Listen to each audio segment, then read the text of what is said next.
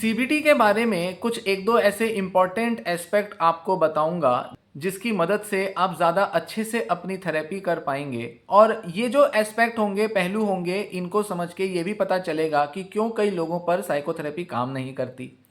CBT जो है, जिसका पूरा नाम है कॉग्निटिव बिहेवियरल थेरेपी, जिसमें हम अपने थॉट्स या बिहेवियर्स को चेंज करते हैं और उसके लिए कई सारे टेक्निक्स लगाकर साइंटिफिक मैनर में अपने को बदलने के एफर्ट्स लेते हैं।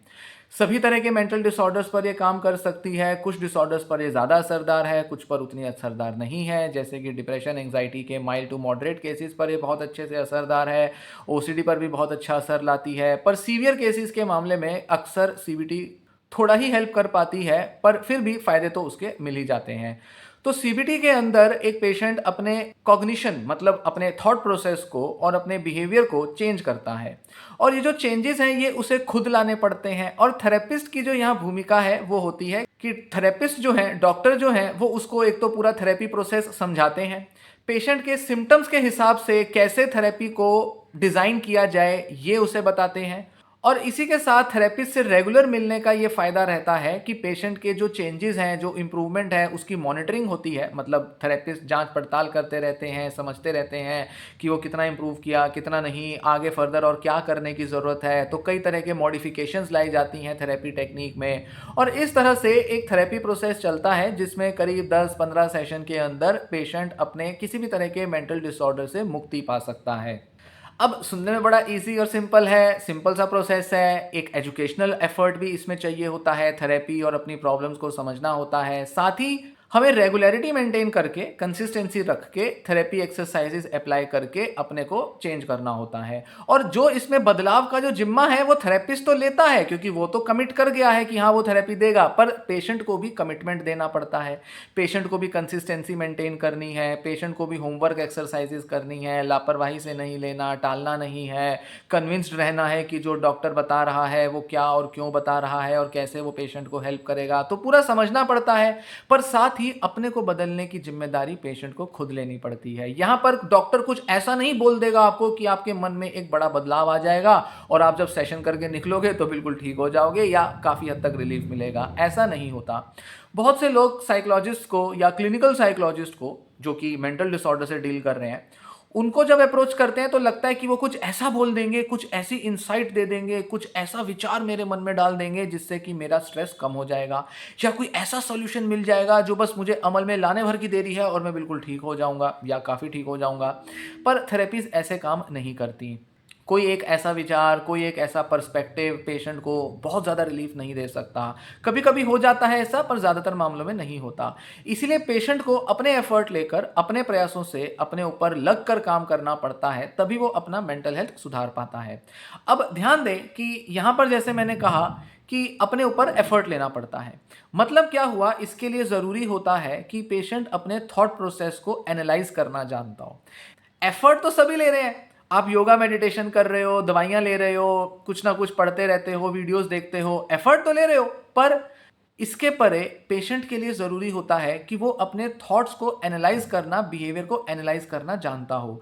पेशेंट के अंदर इतनी स्टेबिलिटी होनी जरूरी है और इमोशंस पर भी इतना कंट्रोल जरूरी है और इतनी उसके अंदर एबिलिटी होनी जरूरी है कि वो अपने थॉट प्रोसेस को एनालाइज करे। अब थॉट प्रोसेस को एनालाइज करना इतना ज़रूरी क्यों है? क्योंकि पेशेंट को अपने इररेशनल, इलॉजिकल या बहुत ही अनरियलिस्टिक से थिंकिंग पैटर्न्स को आइडेंटिफाई करना होता है और फिर उसके बाद धीरे धीरे उनमें चोट करके टेक्निक्स की मदद से उनको बदलना पड़ता है, तब जाकर पेशेंट ठीक होता है। तो ये पूरा का पूरा जो प्रोसेस है ये काफ़ी इंट्रोस्पेक्टिव प्रोसेस होता है। मन के अंदर झांकना पड़ता है, मन की मॉनिटरिंग करनी पड़ती है, विचारों में और हमारे इमोशंस में क्या कनेक्शन बनते हैं इसकी जांच पड़ताल करनी पड़ती है, बारीकी विश्लेषण करना पड़ सकता है और तब जाकर पेशेंट अपने मन के जो भी उलझाव हैं उनको सुलझाता है। और ये कोई ऐसा हवा में तीर मारने जैसा कोई एनालिसिस नहीं है, ये बड़ा स्ट्रक्चर्ड एनालिसिस होता है। मतलब आपको एक प्रिंसिपल्स दिए जाते हैं कि कैसे आपको अपने थॉट प्रोसेस को एनालाइज करना है। ये नहीं कि हाँ आप ये सोचते हो, आप ऐसे नेगेटिव सोचते हो, आप ये सोच लोगे तो ये बदल जाएगा, वो हो जाएगा, नहीं। कुछ भी लॉजिकल डिस्कशन नहीं करनी होती यहाँ पर। यहाँ पेशेंट को अपने थॉट प्रोसेस के नेगेटिविटी को और उसके पीछे छिपे इररेशनल पैटर्न को आइडेंटिफाई करके उनको तब रैशनलाइज करना पड़ता है। और इसका इसका एक बहुत ही स्ट्रक्चर्ड सा मेथड होता है, इसके अंदर कई पहलू देखने पड़ते हैं। जैसे पेशेंट को समझाया जाता है कि वो अपने कॉग्निटिव बायसेस या जिसे थिंकिंग एरर कहते हैं उनको आइडेंटिफाई करे। जब तक हमें ये नहीं पता चलेगा कि हमारे अंदर क्या थिंकिंग एरर है जिससे हम बीमार बने हुए हैं, जिससे हमारे अंदर डिप्रेशन एंग्जाइटी बनी हुई है, तब तक हम अपने थॉट प्रोसेस को चेंज कर ही नहीं पाएंगे। हेल्दी थॉट प्रोसेस और अनहेल्दी थॉट प्रोसेस में फ़र्क क्या होता है कि हेल्दी थॉट प्रोसेस में बहुत ज़्यादा थिंकिंग एरर या कॉग्निटिव बायसेस काम नहीं करते, जबकि अनहेल्दी थिंकिंग पैटर्न में बहुत सारे थिंकिंग एरर्स काम करते हैं, थिंकिंग बायसेस होते हैं। हम सिचुएशन को कैसे देखते हैं, कैसे एनालाइज करते हैं, कैसे उसको इंटरप्रेट करते हैं, इसका एक पूरा एक प्रोसेसिंग स्टाइल हमारे दिमाग में चलता है। और वो जो प्रोसेसिंग स्टाइल है उसी पर सारा बेस्ड होता है कि हमारे को मेंटल फिटनेस अचीव होगी या मेंटल डिसऑर्डर अचीव होगा, मतलब मेंटल डिसऑर्डर डेवलप होगा। तो मेंटल डिसऑर्डर क्यों हुआ? क्योंकि हमारे थॉट प्रोसेस में, हमारे प्रोसेसिंग स्टाइल में, हमारे मन के काम करने के ढंग में एक एरर है, एक त्रुटि है, एक कमी रह गई है जिसको हमें पूरा करना जरूरी है। और वो त्रुटि को, उस कमी को पूरा करने के लिए, उसे ठीक ठाक करने के लिए, रिपेयर करने के लिए हमारे को समझना होगा कि हमारे दिमाग की सोच की मशीनरी काम कैसे कर रही है और फिर उसके अंदर कहाँ गड़बड़ आ गई है। एक इंजीनियर भी, कोई भी अगर आपके घर में मान लीजिए कोई इलेक्ट्रिकल अप्लायंस ठीक करना है, अगर वो विजिट करता है आपके घर तो वो भी पहले जांच पड़ताल करेगा। अच्छा, ये क्यों खराब हुई, कैसे खराब हुई, क्या कर रहे थे, कब खराब हुआ, क्या शॉर्ट सर्किट हुआ था, या क्या आप उसको ठीक से यूज़ नहीं कर रहे थे, क्या ज़्यादा जोर पड़ गया था उस पर, कुछ ना कुछ ऐसे वो आपसे सवाल करेगा। और तब वो जांचेगा, समझेगा कि अच्छा ये प्रॉब्लम क्यों हुई, कैसे हुई, फिर वो उसका समाधान निकालेगा। तो इंजीनियर क्या कर रहा है, पहले प्रॉब्लम को समझ रहा है और फिर सॉल्यूशन दे रहा है। ये नहीं कि अच्छा मशीन देखी, चलो जी इस पर ये सॉल्यूशन फिट होगा, लगा दो। नहीं, प्रॉब्लम को दूर करने के लिए पहले प्रॉब्लम को समझना होता है। और यहां थेरेपिस्ट अगर आपकी प्रॉब्लम समझ भी जाए तो उससे क्या होगा, ठीक तो आपको करनी है। तो इसलिए आपको अपने एफर्ट से अपने कॉन्शियस माइंड को इंट्रोस्पेक्ट करके उसको एनालाइज करना होता है। और इस एनालिसिस के लिए जरूरी है कि आप अपने थॉट्स के अंदर एक एक्सेस ले पाए, मतलब एक रीच कर पाए, पहुंच बना पाए, ताकि आप उसको बहुत ही पारदर्शी, ट्रांसपेरेंट तरीके से अपने आगे देख पाए और उसको जांच पड़ताल कर पाए। ये जो एबिलिटी होती है या ये स्किल कह लीजिए इसे, ये कई लोगों में बहुत अच्छे से काम नहीं कर रही होती। बहुत से लोगों में ये स्किल इतनी अच्छी डेवलप्ड नहीं होती। और इसी के उलट कुछ लोगों के अंदर ये एबिलिटी बहुत स्ट्रांग होती है। कुछ लोग अपने अंदर बहुत अच्छे से इंट्रोस्पेक्ट करना जानते हैं, उनको पता है कि उनके मन में क्या चल रहा है, कैसे चल रहा है, और वो थेरेपिस्ट की बातों को, कॉन्सेप्ट को बहुत इजीली समझ लेते हैं। तो ऐसे लोगों के लिए थेरेपी कर पाना बहुत आसान होता है। वो कोई वीडियो भी देख लेंगे, उससे भी अपने को ठीक कर लेंगे। वो एक थेरेपी का कोर्स कर लेंगे, 10-15 वीडियोस का कोई ऐसा लेक्चर कोर्स सुन लेंगे, उसके अंदर सारे एग्जाम्पल सुन लेंगे, टेक्निक समझ लेंगे, वो उससे भी अपने को ठीक कर लेंगे। पर बहुत से लोगों के लिए ये इतना ईजी नहीं होता, इतना संभव नहीं हो पाता। तो ऐसे में ज़रूरी होता है कि जब हम कॉग्निटिव थेरेपी ले रहे हैं तो हमारे को अपने कॉन्शियस थॉट प्रोसेस को पहले एनालाइज करने के लिए एक मोटिवेशन चाहिए और वो तरीका सीखना होगा। इसी प्रोसेस में कई लोगों को काफ़ी टाइम लग जाता है। कई लोगों को 10 सेशन तक लग सकते हैं सिर्फ ये जांचने में, समझने में कि उनको अपने माइंड को एनालाइज कैसे करना है या अपने बिहेवियर को कैसे एनालाइज करना है। अब यहाँ तो मैंने सिर्फ थॉट प्रोसेस की बात की, इमोशंस, बिहेवियर्स, ये सारे भी आपस में इंटरेक्ट कर रहे होते हैं। इन सब का इंटरेक्शन भी आपस में समझना होता है। तो एक्चुअल में ये जो सीबीटी प्रोसेस है ये बहुत लोगों के लिए इतना आसान नहीं होता, काफ़ी डिफिकल्ट प्रोसेस बन जाता है। जैसे बच्चों के लिए कई बार ये सीबीटी समझना बहुत मुश्किल है, युवाओं के लिए कई बार मुश्किल होता है, बहुत बूढ़े बुजुर्ग लोग हैं उनके लिए समझना मुश्किल होता है। इसलिए नहीं कि वो बूढ़े हैं या उनकी बीमारी बहुत ज़्यादा है, इसलिए क्योंकि इस तरह के कॉन्सेप्ट्स को समझना, इस तरीके से सोचना उनको बहुत आसान या बहुत कन्वीनियंट नहीं लगता। उसी तरह बहुत से लोग जो सीबीटी प्रोसेस से फैमिलियर नहीं होते, उसको समझने के लिए मोटिवेटेड नहीं होते, वो बिल्कुल भी प्रयास नहीं लेते कि ये जाने कि अच्छा डॉक्टर क्या कह रहा है और क्यों कह रहा है। ऐसे में भी वो काफ़ी रेजिस्टेंस दिखाते हैं। उनको लगता है पता नहीं क्या डॉक्टर बोलता रहता है, पता नहीं क्या पढ़ लिख के बैठ गए हैं ये सारे डॉक्टर, थेरेपिस्ट क्या ही बोलते रहते हैं, हट मुझे नहीं जाना है थेरेपिस्ट के पास, मुझे नहीं लेनी थेरेपी। तो ऐसे भी कई लोग होंगे, ये किसी भी उम्र के हो सकते हैं, किसी भी एजुकेशनल बैकग्राउंड या कल्चरल बैकग्राउंड के हो सकते हैं। तो बहुत सारे हमारे अंदर रेजिस्टेंस हो सकते हैं जिसकी वजह से बड़े सारे लोग थेरेपी प्रोसेस को समझने में मोटिवेटेड ही नहीं होते।